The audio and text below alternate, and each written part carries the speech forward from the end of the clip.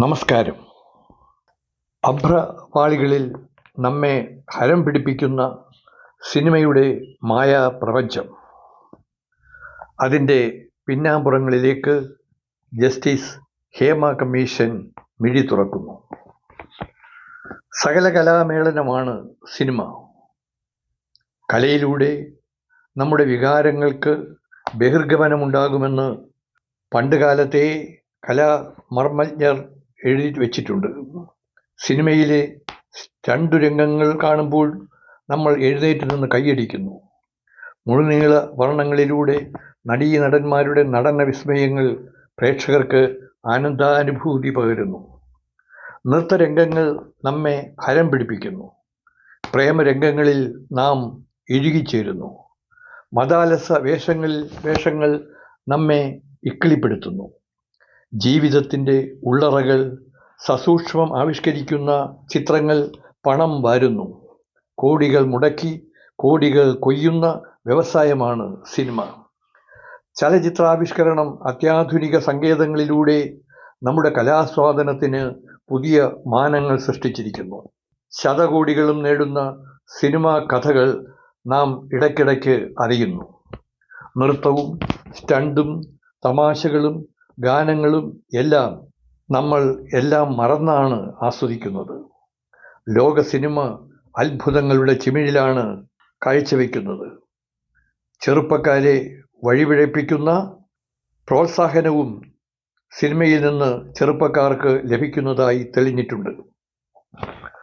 അതിൻ്റെ പിന്നാമ്പുറം ഹേമ കമ്മീഷൻ തുറന്നു കാണിക്കുന്നു. 5 വർഷത്തിന് മുമ്പ് നൽകിയ ഈ റിപ്പോർട്ട് വെളിച്ചം കാണുന്നത് ഇപ്പോഴാണ്. എന്തുകൊണ്ട് ഇത് പൂഴ്ത്തിവെച്ചു എന്നറിയില്ല. ആരെയെങ്കിലും രക്ഷിക്കാനാണോ? അല്ലെങ്കിൽ ഈ സിനിമാ രംഗത്തിന് ആർക്കെങ്കിലും താങ്ങ് കൊടുക്കാനാണോ? അറിയില്ല.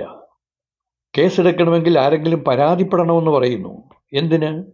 എഴുതി പരാതിപ്പെടാതെ തന്നെ ഈ കമ്മീഷൻ്റെ ജസ്റ്റിസ് ഹേമയുടെ കമ്മീഷൻ റിപ്പോർട്ട് എന്തുകൊണ്ടും നമുക്ക് സ്വീകരിക്കാൻ കഴിയുന്നതാണ്.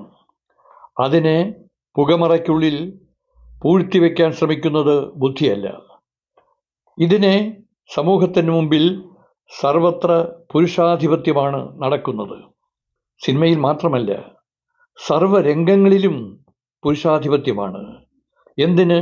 സ്ത്രീ പീഡനവും സ്ത്രീ ചൂഷണവും ലൈംഗിക പീഡനവുമൊക്കെ എല്ലാ രംഗങ്ങളിലും, രാഷ്ട്രീയത്തിലും സാംസ്കാരിക രംഗങ്ങളിലും, എന്തിന് തുണിക്കടകളിൽ പോലും അഴിഞ്ഞാടുന്നു. നാടകത്തിലും സാംസ്കാരിക രംഗത്തും സാഹിത്യത്തിൽ പോലും ഈ പുരുഷ മേധാവിത്വവും സ്ത്രീ പീഡനവും നടക്കുന്നു എന്ന് നമ്മൾ അറിയേണ്ടതാണ്. കൊടും പട്ടിണിയിൽ ഇതെല്ലാം അനുഭവിക്കുന്ന സ്ത്രീകൾ ദാരിദ്ര്യത്തിൽ നിന്ന് മുക്തി നേടുവാനുള്ള ചില്ലറ കാശിനു വേണ്ടിയാണ് അവർ ഈ രംഗങ്ങളിൽ അഴിഞ്ഞാടുന്നത്. ജനകീയ കലയാണ് സിനിമ. ഈ വ്യവസായ ശൃംഖലയിൽ വെള്ളിത്തിരയുടെ പിന്നിൽ നടക്കുന്ന ഭോഗലാലസതയുടെ ലൈംഗിക പീഡനത്തിൻ്റെ മുഴുനീള ചിത്രങ്ങൾ റിപ്പോർട്ടിലൂടെ അവതരിപ്പിക്കുന്നു.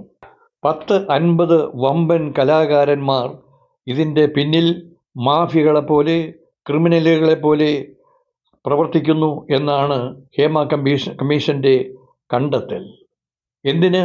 WCC എന്ന സംഘടനയ്ക്ക് രൂപം കൊടുത്ത ആൾ പോലും, ആ സ്ത്രീ പോലും പിന്നീട് ഉൾവലിഞ്ഞ് മറ്റ് സിനിമകളിലേക്ക് ചേക്കേറിയത് നമ്മൾ കണ്ടതാണ്. ഇവിടെ സംഭവിക്കുന്നത് പുരുഷാധിപത്യമാണെങ്കിൽ അതിൽ അടിമകളെപ്പോലെ അടിച്ചമർത്തപ്പെടുന്ന, തഴയപ്പെടുന്ന സ്ത്രീകളുടെ ജീവിത ദുരിതങ്ങൾ നമ്മൾ കണ്ടറിയാൻ മട്ടിൽ ഹേമ കമ്മീഷൻ തുറന്നു കാണിക്കുന്നു. മറ്റൊരു കാര്യം, 10-50 ക്രിമിനലുകളുടെ കൈപ്പിടിക്കുള്ളിലാണ് സിനിമ. ദശകോടികളും ശതകോടികളും വാരിക്കൂട്ടുന്ന ഈ സിനിമയുടെ പിന്നിൽ സംവിധായകനും നിർമ്മാതാവും നടന്മാരും ദല്ലാളുകളും വമ്പിച്ച അഴിമതിയുടെ പിണിയാളുകളാണ്. ഈ റിപ്പോർട്ട് പൂഴ്ത്തിവെക്കുന്നതിന് പകരം ഈ റിപ്പോർട്ടിൻ്റെ അടിസ്ഥാനത്തിൽ സ്ത്രീകൾ അനുഭവിക്കുന്ന ദുരിതങ്ങളുടെ അടിസ്ഥാനത്തിൽ ഒരു മോണിറ്ററിംഗ് കമ്മിറ്റി ഏതെങ്കിലും ഒരു ജുഡീഷ്യൽ ഏജൻസിയെ കൊണ്ടുകൂടി അവരുടെ സഹായത്തോടുകൂടി ഇത് ആവിഷ്കരിക്കുക മാത്രമാണ് ഇതിന് ഒരു പോംവഴി. അതിനാവശ്യമായ തരത്തിൽ അഭിനയത്തിന് പോലും കോഴ കൊടുക്കേണ്ടി വരുന്നു എന്നാണ് ചിലർ അഭിപ്രായപ്പെട്ടിരിക്കുന്നത്. പൈശാചികവും നിന്ദ്യവുമായ ലൈംഗികാക്രമണത്തിനും സ്ത്രീകളുടെ സ്വകാര്യതയ്ക്കും പോലും ഇരയാകുന്നവരുടെ പരാതികൾ വെറും വനരോധനമായിത്തീരുന്നു. മെഗാ സൂപ്പർ സ്റ്റാറുകൾക്ക് കാരവാൻ, സ്ത്രീകൾക്ക് ശുചിമുറി പോലും അനുവദിക്കുന്നില്ല. ഏതെങ്കിലും തുക്കട ലോഡ്ജുകളിലാണ് അവർക്ക് താമസ സൗകര്യം ഒരുക്കുന്നത്.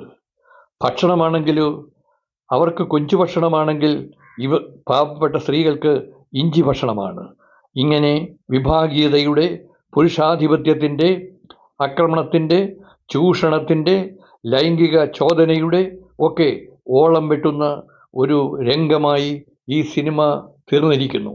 അതിൽ നിന്നൊരു മോചനം അനിവാര്യമാണ്. സർവാദരണീയമായ ഒരു മോണിറ്ററിംഗ് കമ്മിറ്റി ഗവൺമെൻറ് ഉടനെ ആവിഷ്കരിച്ചേ മതിയാവൂ. ഹേമ കമ്മിറ്റി റിപ്പോർട്ടിൽ അവസാന ഭാഗത്ത് ചേർത്തിരിക്കുന്നത് IPC 354 വകുപ്പനുസരിച്ച് കേസെടുക്കാം എന്നാണ്. എന്നിട്ടുമെന്തേ കേസെടുക്കാതെ കുറ്റവാളികളെ രക്ഷിക്കാൻ സർക്കാർ ശ്രമിച്ചു എന്നത് അവർ വ്യക്തമാക്കേണ്ടതാണ്.